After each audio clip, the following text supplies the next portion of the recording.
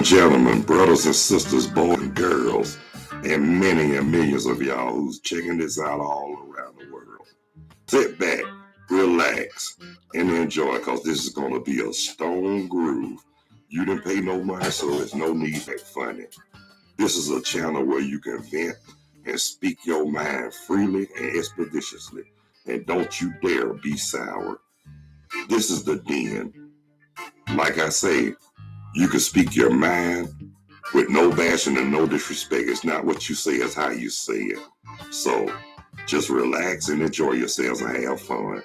Now it's time for the den with your host, Carlos Stargell, the last. Because after they made him, they broke the mold. So here's the den.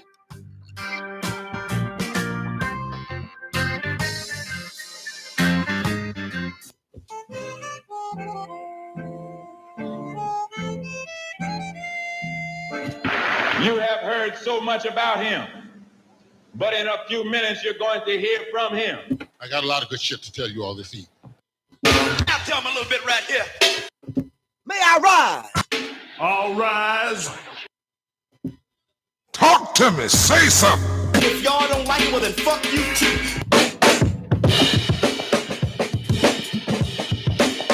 Yo, hey, what's up? What's happening? How y'all doing? How y'all be? What it do? Tell me something good, ladies and gentlemen, brothers and sisters, boys and girls, and many and millions of y'all all in and around the world. Sit back and relax, because it's always going to be a stone groove. That's right, y'all didn't pay no money. No need for y'all acting funny. And I can't lose what I can use. And I know what to do to set the groove and put y'all in the mood. And don't y'all dare be sour. And to just sit back and chill, because it's time for the den with me, your host, Carlos Stargell. The last. Because after they made me, they broke the mold. And now it's time for the den. I got a lot of good shit to tell you all this evening. Hey, what's up, y'all? How y'all doing? How y'all be? Tell me something good. Thank y'all so much for taking the time to check out, tune in, and watch The Den with your host, Me, Carlos Stargell, the last. And like I say, after they made me, they broke the mold. So, how y'all doing today? I'm all right if y'all all right. Again, thank y'all so much for taking the time to check out and watch The Den. And to the first-time viewers, unique viewers, returning viewers, first-time viewers. Now, if you haven't subscribed yet and you feel it in the heart and in the depths of your soul, please hit that like or that subscription bell. I sure would appreciate it. And it's kind of nice now outside in Burlington, North Carolina, but shoot, I bet you it's a whole lot nicer and warmer in the ATL, Georgia. Yeah. Hey, Teresa, how you doing? Thank you for joining me on the live chat. Like always, my faithful live chat, buddy. That's good. Everything else all right, too?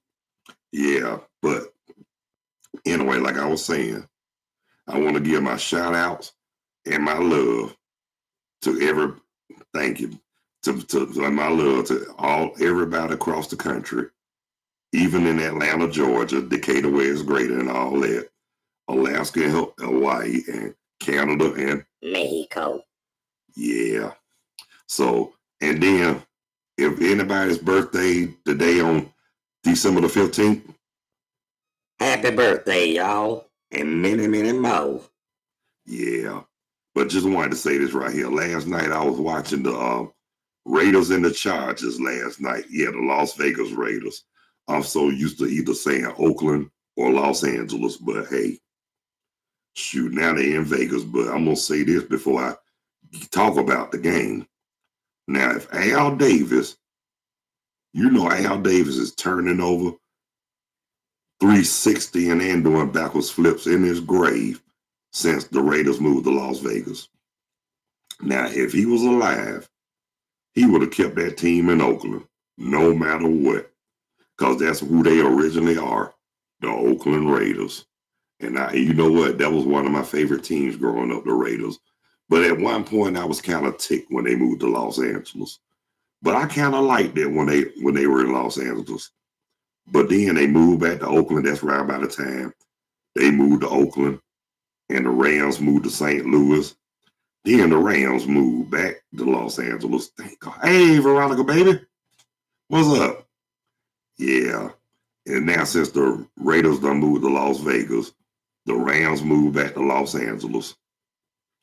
And the Chargers moved to Los Angeles from San Diego. Well, a lot of people didn't know, but the Chargers actually started in Los Angeles, stayed there for a year, and then moved to San Diego. Well, you know, sometimes I wish they had left some teams needed to stay where they were. Like, for example, one team I do remember who moved from they moved from St. Louis to Arizona, but before they was in St. Louis, they was in Chicago. I'm talking about the Cardinals. Yes, before they were the St. Louis Cardinals and the Arizona Cardinals, they were the Chicago Cardinals. But to be honest with you, I like that they tenure in St. Louis. I mean, and then they played Dallas twice a year, and there's one team I never really cared for. But like, I'm just gonna say this: I'm not gonna bash or knock the fans because they like the Cowboys. Don't knock me because I don't like them. I'm gonna be honest with you. I'm gonna say it like I told y'all before. Media.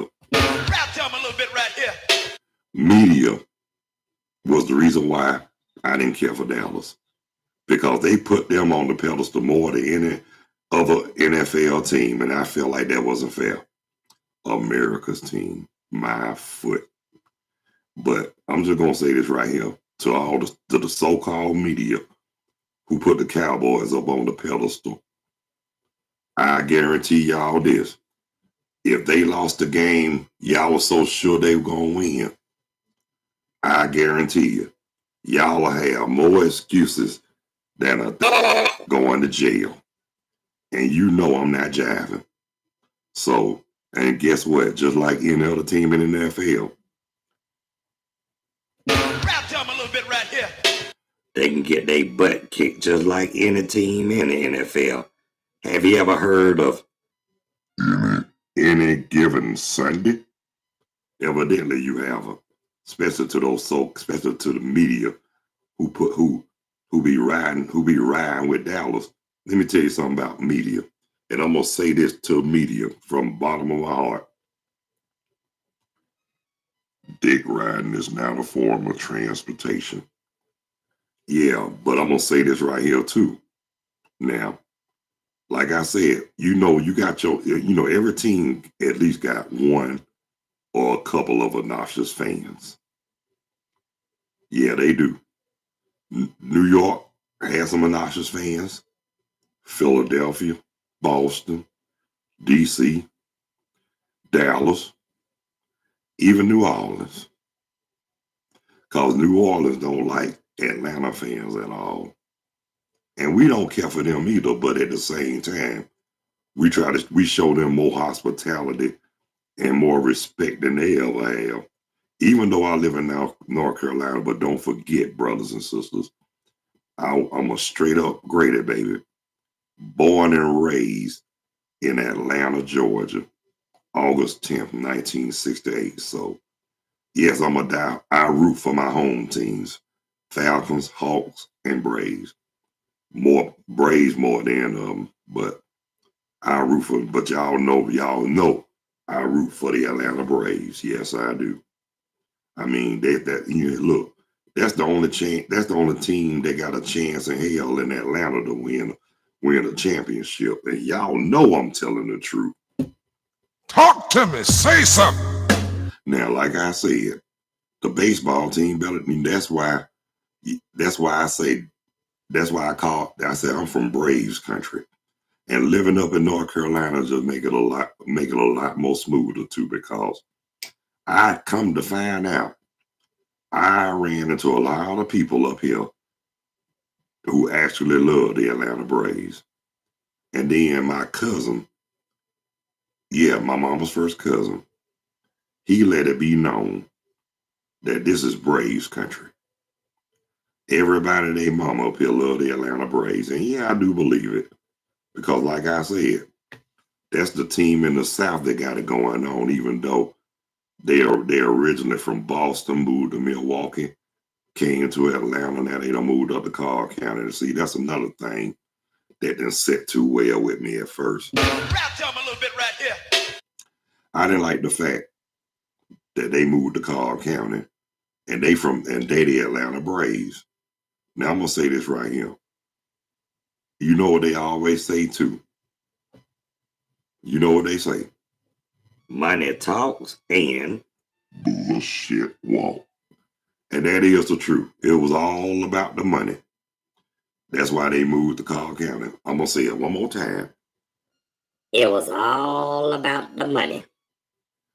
And guess what? I guess the way they feel about us, they didn't care nothing about our feelings. So guess what? I don't care about theirs, and let them deal. Since they want them up there, let them deal with the issues that they have. And guess what? If y'all don't like it, well then fuck you too. That's right. That's how I feel. And I'm just letting you know I'm not trying to be disrespectful, but I'm just letting you know how I feel. And if y'all don't like it, well then fuck you too. That's right. Yeah, I guess you heard that, didn't you? But anyway, y'all. But oh yeah, and another thing too. But getting back to the Las Vegas Raiders, man, come on now, 63-21. That was a good old-fashioned ass whipping, wasn't it? When was the last time I seen a team get blowed out like that in the regular season? It's been a minute, but you know what? I remember the Raiders used to be known for that years ago when they had a dominating team, especially when Madden was coaching. Oh, yes, the Raiders, they were tough. They were vicious. They looked like they'll fight their own mamas. Man, look, that what a friend of mine told me. He told me, he said they look like they'll kill their mama. Yeah, they had that mentality at one point. They looked real vicious, especially that defense. But my favorite defensive player from the Raiders, believe it or not, y'all probably already know, Howie Long.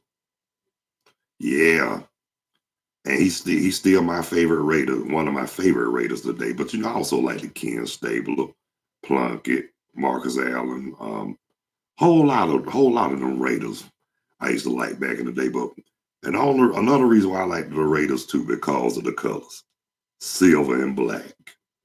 Yeah, black is my favorite color, believe it or not. Black and navy blue. Yeah, I like that. Y'all can tell I don't like. A lot of people who know me know I don't care for light colors. I like dark colors, cause dark colors bring me out. And plus, good guys wear black. Yeah, and I represent.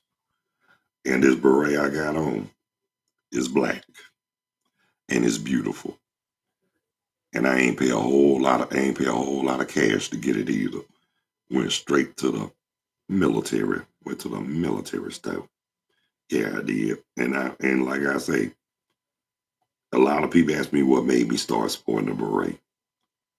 I'm just gonna tell you my straight up answer. 'Cause I felt like it. God almighty. Yeah, but somebody told me before I moved to North Carolina, they told me that with this beret and my earrings, they said that I look like one of them old school musicians. Is that right? Yeah, I done been told that many times before too. But I'm gonna tell you what I've been told that really tripped me the F out. When I was in Georgia and I was talking to somebody. Somebody came out of nowhere and told me that I sounded like a bass guitar. Is my voice that deep? And a friend of mine who I went to high school with, he had told me that my voice didn't sound as deep as it used to be. I said, you know why? Because you've been knowing me for so long, you're used to it. You're used to hearing me talk. For people who's not used to hearing me, they freak out. But I'm gonna say this too. I remember one man called. I think I was 14 years old. This man called the house and answered the phone. He was like, "Hello, is your wife home?" I ain't never felt so insulted in my life at that time. I told my mom, I said, "Mom," I said, "whoever this is, could you please let them know that I'm only 14 years old?" I said, "I'm too young to be trying to have a wife." I said, "I'm not even thinking about marriage now at 14 years old." Yeah, but I mean, I got a lot. I mean, people. I got a lot of wisecracks about my voice when I was young. I used to get teased about that more than anything. But to be honest with you, when I was in high school, it wasn't so much of the students who teased me. Believe it or not, it was more teachers who teased me than students because of my voice, and that's why I was so skeptical and so afraid to talk sometimes in school because I didn't. I mean, I was sensitive about my voice. I didn't like to be picked at about my voice, and I didn't like nobody marking me either. I could say something, I hear somebody, and then when I hear them, I got that good. I turn around and be like, "Shut up!" But like I say, and those who used to tease me about my voice, I'm talking about the teachers. Some of them might be gone to glory, but for the ones who still around, I just want to let y'all know. Now, for all the times y'all tease me about my voice, guess what? I use it to my advantage now. And guess how I do that? Singing in the church choir. And I've been doing, and you know what though? I used to do it when I was younger, before high school. I did it because I didn't really want to be up there because I felt like I was forced to go up there, forced against my will. So that's why I didn't take it too kindly when I was young. But as I got, but after high school, I got to that age where I remember what my granddaddy, Woodrow, told me. Home is always where the heart is at. I didn't understand that at first for the life of me. But as when I got out of high school and I look back and I'm like, yeah, I understand where you're coming from now. Because at first I couldn't understand for the life of me why he kept telling me that growing up. I guess he didn't want me. I guess he didn't want to see the path of destruction. You know, and you know what? Now that I think about it, as I got older and wiser, I realized what he was doing for the greater good, and also I respect him. I respect him for that too, because at where I'm at now, I'm kind of glad I took heed to a lot of stuff my granddaddy told me. I mean, come on now, for real. I mean, believe it or not, if I didn't, I wouldn't be on here telling you now. You know what I mean? So I'm alive to tell it, and I'm sitting here on this podcast telling y'all now. I survived the trials and the tribulations, and I survived a whole lot of adversity, and I'm just a survivor, period. And look, and then like Gladys Knight said, I will fight to the end, even if I don't win. Oh, somebody say I'm old now. Okay, now for this person to say I'm old, Rap to 'em a little bit right here. they ain't too far behind me. Them the same ones that gonna be shake dancing at the Claremont in a hand down grass skirt from Arkansas, smelling like cod liver oil, being gay and liniment, and drinking prune juice while they shaking their butts on the dance floor. Talk to me. Say something. Talk that. Yeah, I'm just gonna say this, Teresa Baker. You only do that because you know I always got a comeback. Haven't you gave up? Don't you know I'm gonna have a comeback for you? So why you keep on trying me like that? I mean, if you know I got to come back, you know I'm gonna get you. Why you keep messing with me like that? Why? Why? And don't you tell me it's human nature. I'm listening, Teresa Baker.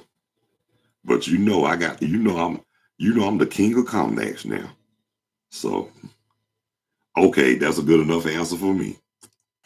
Cause it is funny, but at least you're right. It is funny, but at least it's not meant to hurt nobody's feelings, right on? It's all about having fun. We ain't trying to hurt nobody, and nobody ain't taking nobody seriously. So, like I said, love the life you live, and live the life you love, and just have fun. Life too short to be all uptight, and then your ass be tight because you miserable. I mean, come on now. They say misery loves company. Guess what? Let them enjoy their own company by their damn self. The ones who wanna have fun and enjoy life, do it. Don't be scared. Don't be shy. Do your thing. And look, cause you know what? Like I say, they say everybody got their good and bad days. Even on my good and bad days, I still feel like dynamite. You did where I'm coming from, brothers and sisters. I still feel like dynamite. And that's why I get on here, because I enjoy the art of talking shit. Yes, I do. I mean, if I don't do that, hell, I ain't Carlos. Right on? Yeah, but you know what? Before I leave out, I just want to thank all the viewers. First time, recurring, new, and unique viewers. And I want to thank everybody, or any and everybody and their mama, for taking the time to tune in, check out, and watch the den. Now, guess what, y'all? If y'all can't catch me live, y'all know y'all can catch me on the replay, just like any cable carrier. They have on demand, but on YouTube, they just call it replay. Y'all know what I'm talking about. But on the real, for real, I know for sure I will be going live again at 7:30, but this time when I go live, I'm streaming with Zoom. I'm not going to tell you who my guest is, but I'm just letting you know I'm streaming from Zoom tonight at 7:30. But if possibilities roll, I'm going to try to do another one, in the afternoon. Maybe I am, or maybe I'm not before 7:30, but like I said, yes, I do have Zoom. And if y'all would like to go live with me, or want to go live, or shoot, you more than welcome. Believe it or not, if you got Zoom, get at me. My name should be in the contacts. Yeah, right. Oh yeah, Teresa. Before I close, I'm just gonna say this. Ron is still working. He still got a job. So we probably gonna have to put that on hiatus for a minute. But I still talk to him every day. But he got a job now. He got to do pay his bills and his rent. Now he got to eat now. But until we gonna make some more time for it. But right now it's on hiatus. That's all you need to know. All right, right on. But y'all on the real, for real.